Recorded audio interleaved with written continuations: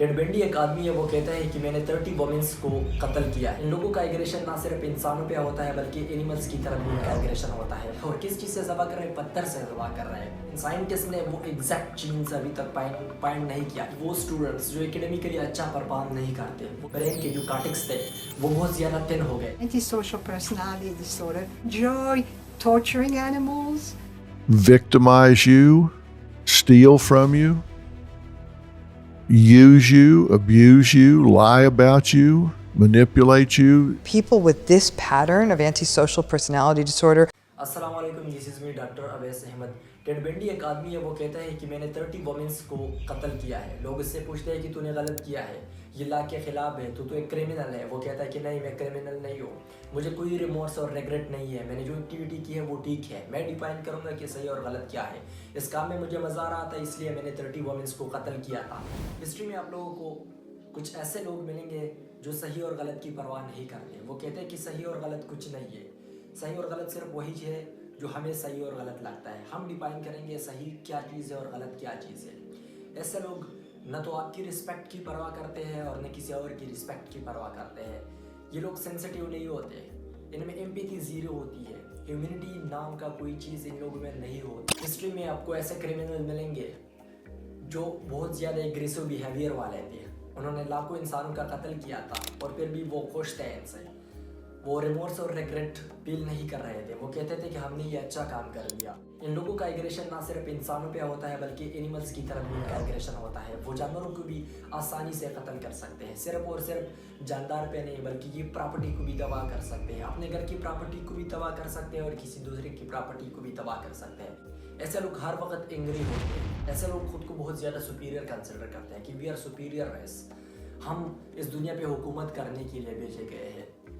ऐसे लोगों से बचना चाहिए क्योंकि वो आसानी से होमोसाइड कर सकते हैं। वो दूसरे इंसानों को बहुत आसानी से कत्ल कर सकते हैं। ना सिर्फ दूसरे इंसानों को बल्कि वो सुसाइड भी कर सकते हैं, वो अपने आप को भी कत्ल कर सकते हैं।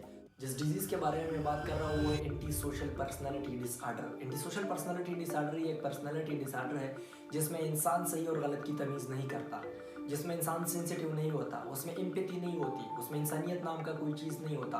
वो आसानी से अपने आप को भी कत्ल कर सकते हैं और दूसरे लोगों को भी कत्ल कर सकता है। नॉर्मली अगर आप कोई गलत काम करें तो आपको शेम, रिग्रेट और रिमोर्सफुल फीलिंग हो गया, लेकिन इन लोगों में इन चीज़ों का नाम नहीं होता, उनमें ऐसी फीलिंग्स बिल्कुल भी नहीं होती। लेकिन असल सवाल ये है कि ये होता क्यों है। इसके पीछे साइंटिस्ट ने बहुत ज़्यादा रिसर्च की है। वो कहता है कि जेनेटिक का इसके साथ क्लोजली लिंक है, क्योंकि अगर फैमिली में कोई एंटी सोशल पर्सनैलिटी वाला बंदा है तो चांसेस ये है कि उसके बच्चों में भी एंटी सोशल पर्सनैलिटी डिसऑर्डर हो। लेकिन साइंटिस्ट ने वो एग्जैक्ट चीन्स अभी तक फाइंड नहीं किया कि कौन सा जीन है जो रिस्पॉन्सिबल है इस डिजीज़ के लिए। रिसर्च के मुताबिक हमारे ब्रेन में एक केमिकल है जिसको कहते हैं सेरोटोनिन। सेरोटोनिन की इम्बैलेंस इस डिजीज़ में आ जाती है। सेरोटोनिन हमारे मूड के लिए रिस्पॉन्सिबल है, ये हमें खुश रखता है, ये हमारा मूड स्टेबलाइजर है। अगर सेरोटोनिन की इम्बैलेंस आ जाए तो हमारा मूड बर्बाद हो जाएगा, मूड स्विंग का मसला हमें होगा। तो इस बीमारी में सेरोटोनिन की इम्बैलेंस हो जाती है बहुत ज़्यादा, तो इसी वजह से आप एंटी सोशल हो जाते हैं। मैं हमेशा कहता हूँ कि जितने भी साइकोलॉजिकल प्रॉब्लम है वो सारे बचपन ही से होते हैं। पर्सनालिटी की डेवलपमेंट बचपन से होती है। पर्सनालिटी क्या है? पर्सनालिटी आप कैसे थिंक कर रहे हो, आप चीज़ों को किस व्यू से देख रहे हो, आपके इमोशंस क्या है, आपके फीलिंग्स क्या है और आपकी मोटिवेशन किसी भी काम के लिए क्या है, ये आपकी पर्सनालिटी है। पर्सनालिटी की डेवलपमेंट अर्ली चाइल्डहुड में होती है। अगर अर्ली चाइल्डहुड में किसी ने चाइल्ड अब्यूज़ आपका किया, अगर किसी ने आपको नेग्लेक्ट कर दिया बचपन में, तो आप एंटी सोशल पर्सनालिटी डिसऑर्डर बन सकते हैं। अगर किसी ने आपको साइकोलॉजिकली एब्यूज़ कर दिया, अगर किसी ने आपको चाइल्डहुड में कोई ट्रामा दे दिया, आप पे कोई जुल्म कर दिया, आपकी रैप कर दी, तो आप एंटी सोशल पर्सनालिटी डिसऑर्डर की तरफ जा सकते हैं। रिसर्च के मुताबिक वो स्टूडेंट्स जो एकेडमिकली अच्छा परफॉर्म नहीं करते वो घर पे आ जाते हैं। घर में उसके पेरेंट्स कहते हैं तो किस काम के लिए जाता है स्कूल, तो पढ़ाई के लिए जाता है या चिल के लिए जाता है, मैं आप पे इतना खर्चा करता हूँ, तो क्यों क्लास का टॉपर नहीं बना, तू अपनी एकेडमिक परफॉर्मेंस को देखो, तू दूसरे नंबर पे आया, तू तीसरे नंबर पे आया, क्यों तूने स्कूल टॉप नहीं की। कुछ लोग तो ऐसे होते हैं जो कहते हैं कि तूने क्लास नहीं, तूने स्कूल टॉप करना है, तूने स्कूल नहीं, तूने पूरी डिस्ट्रिक्ट टॉप करनी है। उनको लगता है कि दूसरे बच्चे पता नहीं लगता चल के लिए आते हैं, मेरा बच्चा सिर्फ टॉप करेगा, तो वो अपने बच्चे को बहुत ज़्यादा डांटते हैं, इवन उनको मारते भी है कि आपने क्यों स्कूल को टॉप नहीं किया। तो रिसर्च के मुताबिक अगर लो एकेडमिक परफॉर्मेंस किसी बच्चे का अर्ली चाइल्डहुड में हो और आप उनको अब्यूज़ करें, आप उनको डांटे, आप उनको मारे, तो उसकी वजह से भी वो एंटी सोशल पर्सनालिटी डिसऑर्डर की तरफ जा सकता है। आपके जहन में एक सवाल होगा कि ये बीमारी कब से स्टार्ट होती है। मेरी एज तो 20 है, क्या मुझे तो ये बीमारी नहीं हो सकती? ये बीमारी अर्ली चाइल्डहुड में हो सकती है, ये 15 साल से पहले हो सकती है, 15 साल के बाद नहीं हो सकती। हमारे ब्रेन में से क्या केमिकल और स्ट्रक्चरल चेंजेस आ जाते हैं जिसकी वजह से हम एंटी सोशल बन जाते हैं। इससे पहले मैंने आप लोगों को बता दिया कि हमारे ब्रेन में एक केमिकल है सेरोटोनिन, जो कि हमारे मूड के लिए रिस्पॉन्सिबल है। सेरोटोनिन की इम्बैलेंस इस बीमारी में हो जाती है। लेकिन इसके साथ साथ साइंटिस्ट ने एक स्टडी की थी 672 लोगों की MRI स्टडी करने के बाद वो कहते हैं कि इन लोगों की MRI स्टडी के बाद उनकी जो ब्रेन वाले रीजन थे, हम ये कह सकते हैं कि उनके ब्रेन के जो कार्टेक्स थे वो बहुत ज़्यादा थिन हो गए थे। कार्टेक्स के कौन से रीजन? वो रीजन जो हमारे इमोशंस को कंट्रोल करते हैं, जो हमारे फीलिंग्स को कंट्रोल करते हैं और जो हमारे द वे ऑफ थिंकिंग को कंट्रोल करते हैं। कार्टेक्स के वो रीजन जो हमारे मोटिवेशन को कंट्रोल करते हैं, वो रीजन इन लोगों में बहुत ज़्यादा थिन थे।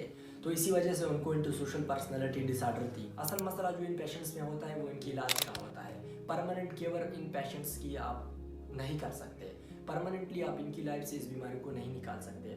हमारे इंग्लिश के एक टीचर थे, वो कह रहे थे हमें कि मैं इसलिए कल नहीं आया था क्लास कि मैं अपने भतीजे को साइकेट्रिस्ट के पास ले गया था। तो साइकेट्रिस्ट ने उनको डायग्नोस कर दिया एंटी सोशल पर्सनैलिटी डिसऑर्डर के साथ।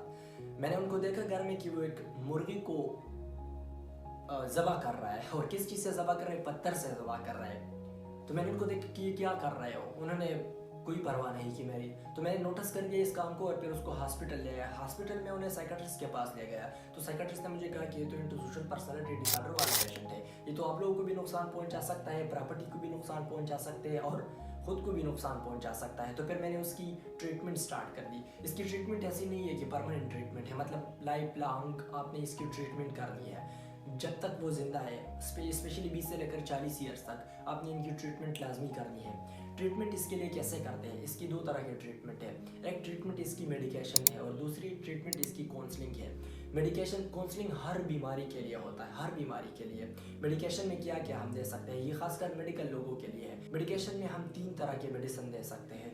फर्स्ट, हम एंटी डिप्रेसेंट दे सकते हैं। एंटी डिप्रेसेंट में सर्ट्रालिन और फ्लॉक्सिटिन हम दे सकते हैं इन पेशेंट्स को। दूसरे, इन लोगों में मूड चेंजेस का बहुत ज़्यादा मसला होता है, तो मूड स्टेबलाइजर्स के लिए हम उसको लिथियम और कार्बामेज़ापीन दे सकते हैं। इन लोगों को आप एंटी साइकोटिक मेडिसिन भी दे सकते हैं। मेडिसिन के साथ साथ आपने लाइफ लॉन्ग इसकी काउंसलिंग भी करनी है। अगर आप पेरेंट्स हैं तो आपकी रिस्पॉन्सिबिलिटी बनती है कि आप उसकी लाइफ को भी बचा सके और अपनी लाइफ को भी बचा सके, क्योंकि ये तो आपको भी नुकसान पहुंचा सकता है विदाउट एनी केयर।